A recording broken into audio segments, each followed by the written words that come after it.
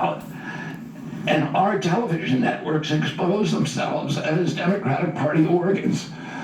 Over the course of more than a year, in a campaign where my poll numbers reached at times in the high 20s, the DNC-aligned mainstream media networks maintain a near perfect embargo on interviews with me. During his 10-month presidential campaign in 1992, Ross Perot gave 34 interviews on mainstream networks.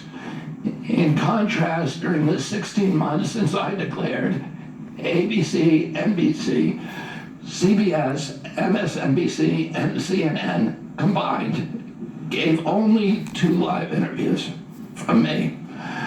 Those networks instead ran a continuous deluge of hit pieces with inaccurate, often vile, pejoratives and defamatory smears. Bingo! Like Trump!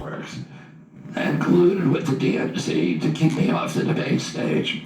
Representatives of those networks are in this room right now, and I'll just take a moment to ask you to consider the many ways that your institutions have abdicated this really sacred responsibility, the duty of a free press to safeguard democracy, to challenge always the party in power. Instead of maintaining that posture of fierce skepticism toward authority, your institutions have made themselves government mouthpieces and Bingo for the organs of power. You didn't alone cause the devolution of American democracy, but you could have prevented it. The Democratic Party's censorship of social media was even more of a naked exercise of executive power. This week, a federal judge, Terry Doty, upheld my injunction against President Biden, calling the White House's censorship project, quote, the most egregious violation of the First Amendment in the history of the United States of America. Doty's previous 155-page decision details how just 37 hours after he took the oath of office, swearing to uphold the Constitution, President Biden and his White House opened up a portal and then invited the CIA, the FBI, CISA, which is a censorship agency, it's the center of the censorship industrial complex, DHS, the IRS, and other agencies to censor me and other political dissidents on social media. Even today, users who try to post my campaign videos to Facebook or YouTube get messages that this content violates community standards. 2 days after Judge Doty rendered his decision this week, Facebook was still attaching warning labels to an online petition calling on ABC to include me in the upcoming debate. They said that violates community standards, their community standards.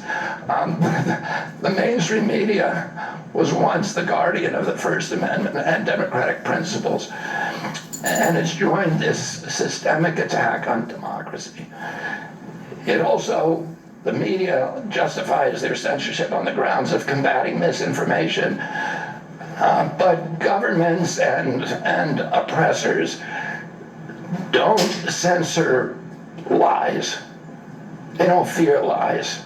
They fear the truth, and that's what they censor. And I don't want any of this to sound like a personal complaint, because it's not. For me, it's all part of a journey, and it's a journey that I signed up with. But I need to make these observations because I think they're critical for us doing the thing that we need to do as citizens in a democracy to assess where we are in this country and what our democracy still looks like, and the assumptions about U.S. leadership around the globe. And are we living up, are we really still a role model for democracy in this country? Or have we made it, a kind of a joke? And here's the good news. While mainstream outlets denied me a critical platform, they didn't shut down my ideas, which have especially flourished among young voters and independent voters, thanks to the alternative media. Many months ago, I promised the American people that I would withdraw from the race if I became a spoiler. A spoiler is someone who altered the outcome of the election but had no chance of winning. In my heart, I no longer believe that I have a realistic path to electoral victory in the face of this relentless, systematic censorship and media control. So I cannot in good conscience ask my staff and volunteers to keep working their long hours or ask my donors to keep giving when I cannot honestly tell them that I have a real path to the White House. Furthermore, our polling consistently showed that by staying on the ballot in the battleground states, I would likely hand the election over to the Democrats, with whom I disagree on the most existential issues: censorship, war, and chronic disease. Oh, I want everyone to know that I am not terminating my campaign. I am simply suspending it and not ending it. My name will remain on the ballot in most states. If you live in a blue state, you can vote for me without harming or helping President Trump or Vice President Harris. In red states, the same will apply. I encourage you to vote for me. And if enough of you do vote for me, and neither of the major party candidates win 270 votes, which is quite possible, in fact, they are polling at 269 That's deceiving. to Okay, 269. Junior. That's deceiving. And I could conceive of end up in the White House in a contingent election. But Nice going, media. about 10 battleground states where my presence would be a spoiler, I'm going to remove my name. And I've already started that process and urge voters not to vote for me. It's with a sense of victory and not defeat that I'm suspending my campaign activities. Not only did we do the impossible by collecting 1 million signatures, we changed the national political conversation forever. Chronic disease, free speech, government corruption, breaking our addiction to war have moved to the center of politics. I can say to all who have worked so hard in the last year and a half, thank you for a job well done. 3 great causes drove me to enter this race in the first place, primarily. And these are the principal causes that persuaded me to leave the Democratic Party and run as an independent, and now to throw my support to President Trump. The causes were free speech, a war in Ukraine, on our children. I've already described some of my personal struggles with the government's censorship industrial complex. I want to say a word about the Ukraine war. The military-industrial complex has provided us with a familiar comic book justification, like they do on every war, that this one is a noble effort to stop a supervillain, Vladimir Putin, invading the Ukraine and then to thwart his Hitler-like march across Europe. In fact, tiny Ukraine is a proxy in a geopolitical struggle initiated by the ambitions of the U.S. neocons or American global hegemony. I'm not excusing Putin for invading Ukraine. He had other options. But the war is Russia's predictable response to the reckless neocon project of extending NATO to encircle Russia, a hostile act. The credulous media rarely explain to Americans that we unilaterally walked away from 2 intermediate nuclear weapons treaties with Russia and then put nuclear-ready Aegis missile systems in Romania and Poland. This is a hostile act. And that the Biden White House repeatedly spurned Russia's offer to settle this war peacefully.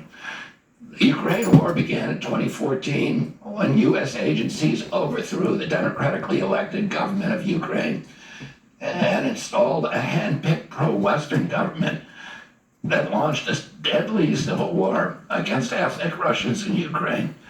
In 2019, America walked away from a peace treaty, Disagree the with Minsk the- Agreement, Disagree with that. negotiated between Russia and Ukraine by European nations.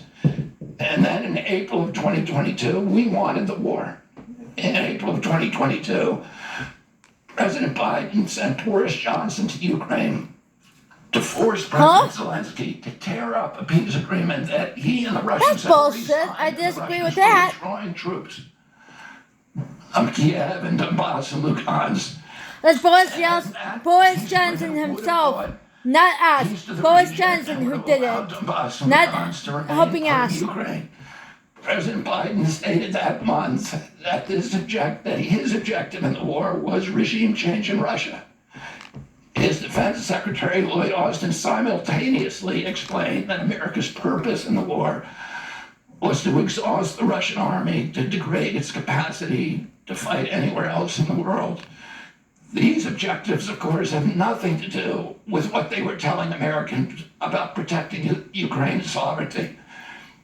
Ukraine is a victim in this war, and it's a victim of the West. Since then, of Russia and both Russia and the West.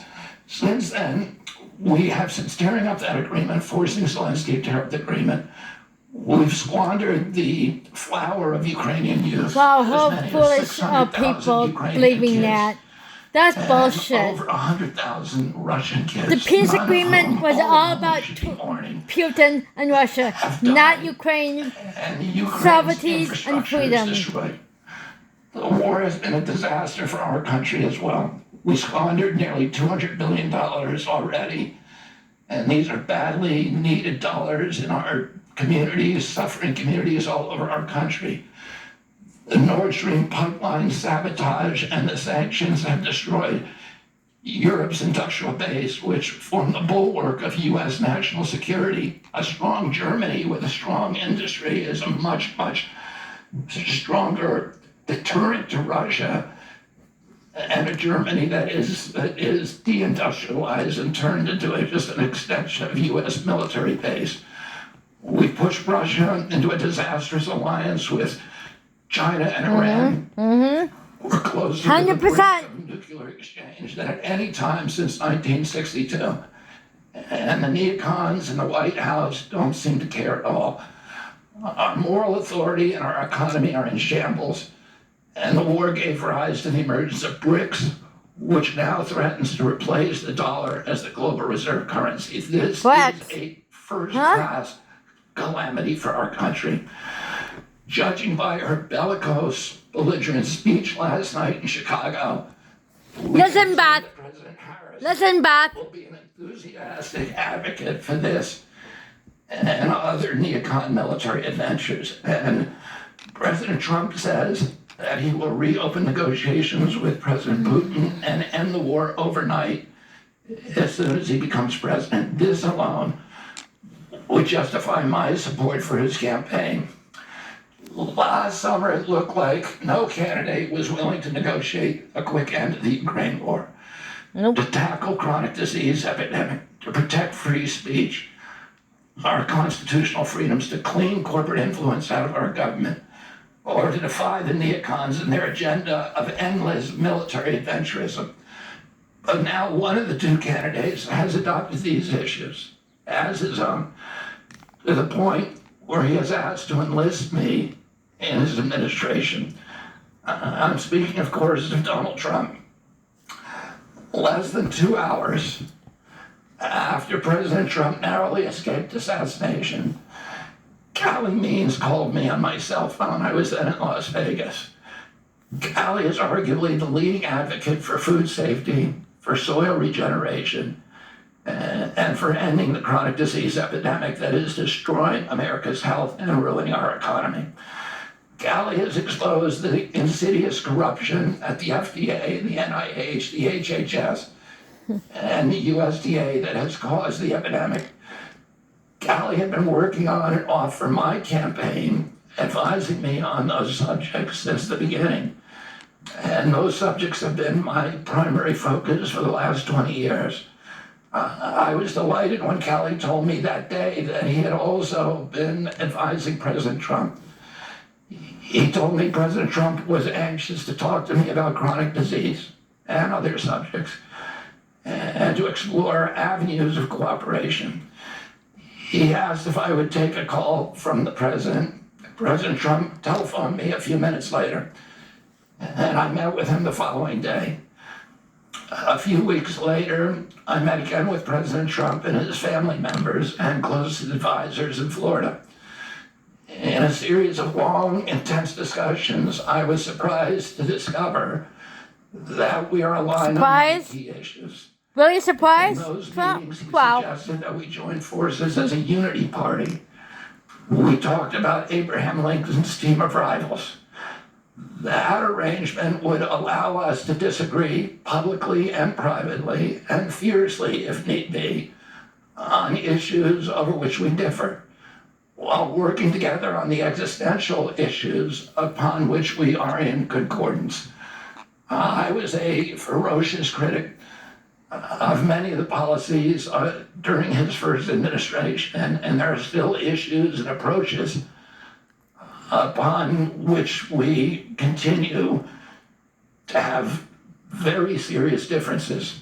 But we are aligned with each other on other key issues like ending the forever wars, ending the childhood disease epidemics, securing the border, protecting freedom of speech, unraveling the corporate capture of our regulatory agencies, getting the U.S. intelligence agencies out of the business of propagandizing and censoring and surveilling Americans and interfering with our elections.